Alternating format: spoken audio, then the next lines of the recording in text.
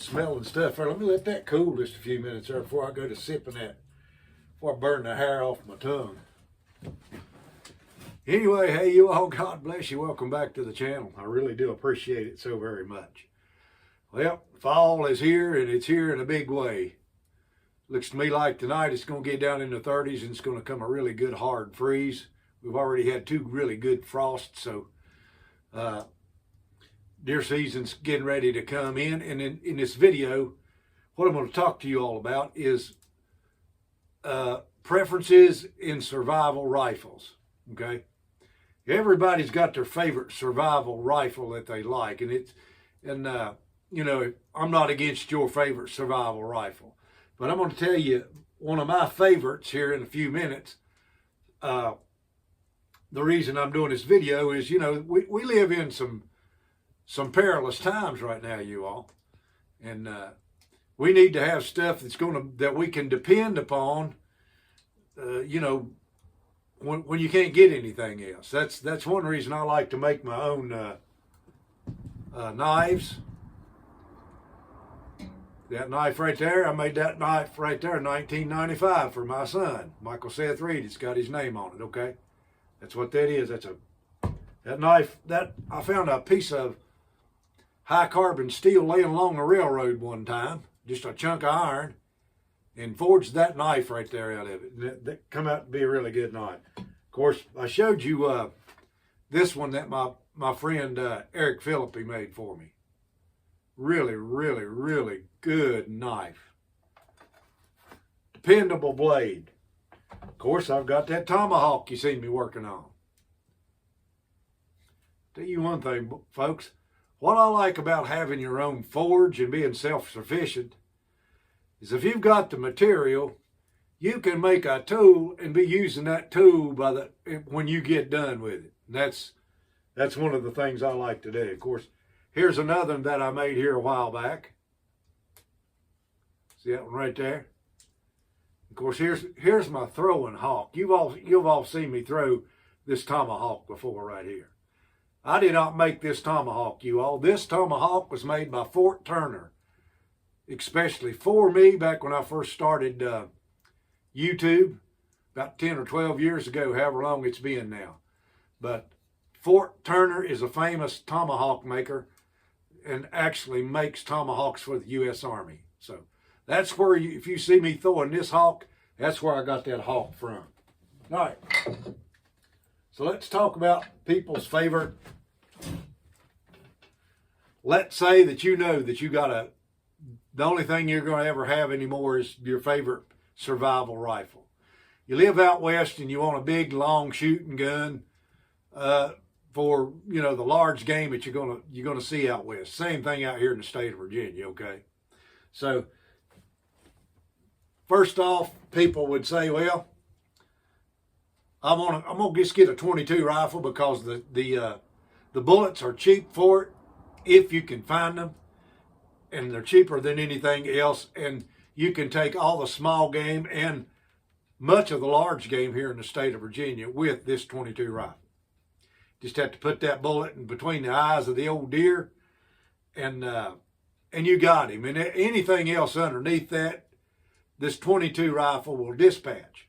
This right here is a Model 60 Glenfield Marlin 22.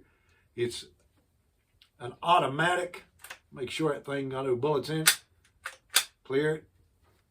But it's a real good gun. It's an old gun, but it still shoots good. And you all seen me kill squirrels with this gun. Now, if I had my ruthers, you all, as far as the rimfire there goes, for the, you know, the smaller game, I would rather have a bolt action 22 Magnum.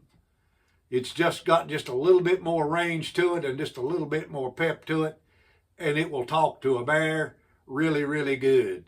Plenty of your bear hunters carry them to shoot bears out of the trees with, you all. That's what they do. They just take a 22 Magnum and they shoot a bear out of a tree, okay, when they tree them with dogs. And that's what they use. So it's a 22 Magnum, in my opinion. It's got a little bit more range to it, just a little bit more pep to it, and just a little bit more knockdown power for anything you're shooting at here in the state of Virginia.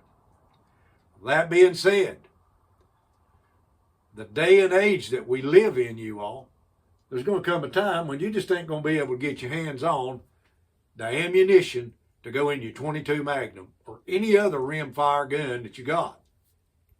All right? Leads me down to this point right here.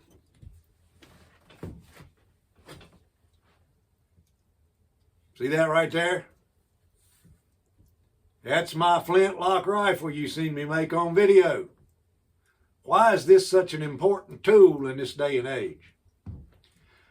Remember that the mountain men, using the same tools that I just showed you right there, the hatchets, the knives, handmade, homemade stuff, put their survival in a flintlock rifle. That's what they had, that's what they carried. Now, you know, they come up with the cap lock, and I got a cap lock, a 54 caliber cap lock. But it's getting hard to find the dad burn caps for them things now. The number 11s and number 10s and 11 caps for them things. And any other style of gun that they're coming up with for the, you know, going out here and shooting stuff. Remember, these guns right here were used to kill large game and small game. That's all they had to shoot them with. Now, they had smaller calibers of guns, of course, but them things were expensive in their time for you to get your hands on one of them.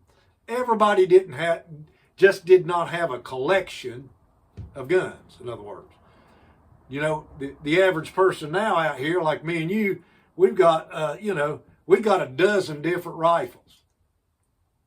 But in the mountain man days and in the old timer days, they probably only had one gun that they depended upon the whole time to kill whatever game they were going to kill with, whether it was birds or squirrels or bear or deer, groundhogs and rabbits.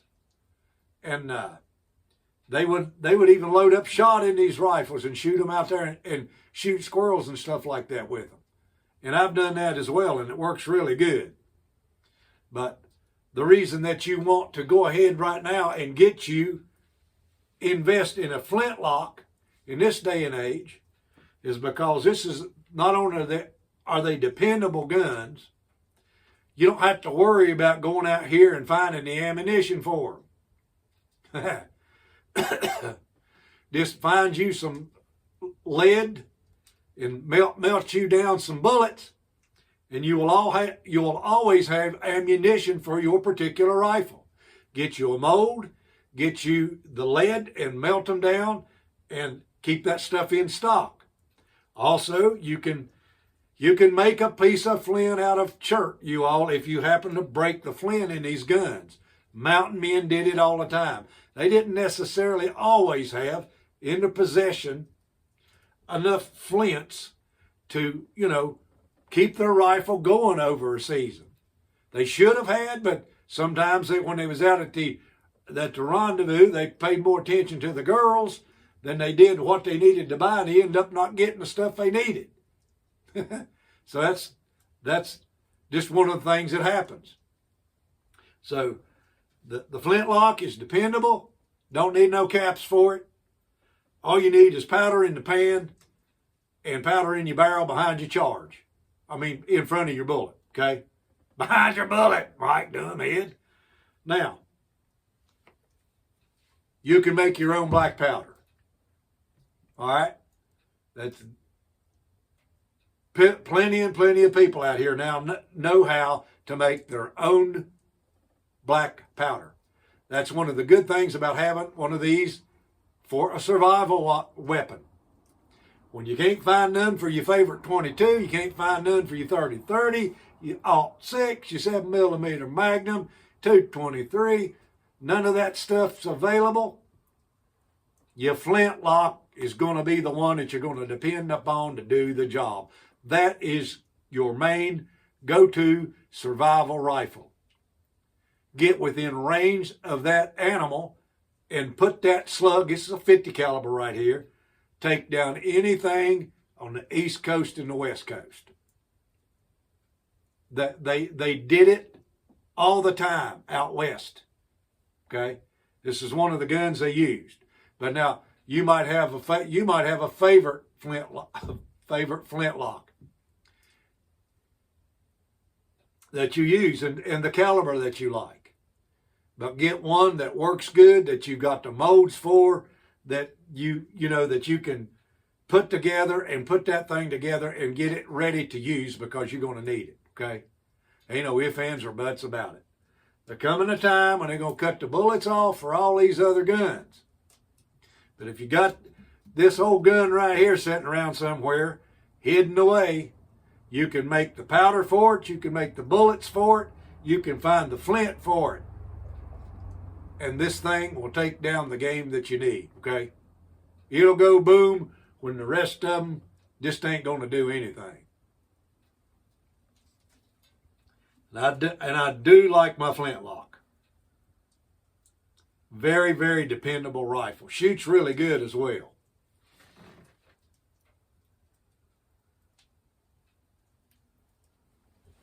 So muzzleloading season's getting ready to come in, you all. I thought I'd just throw this little video together right here and talk to you about that just a little bit. But anyway, get you a good flintlock rifle and keep the thing.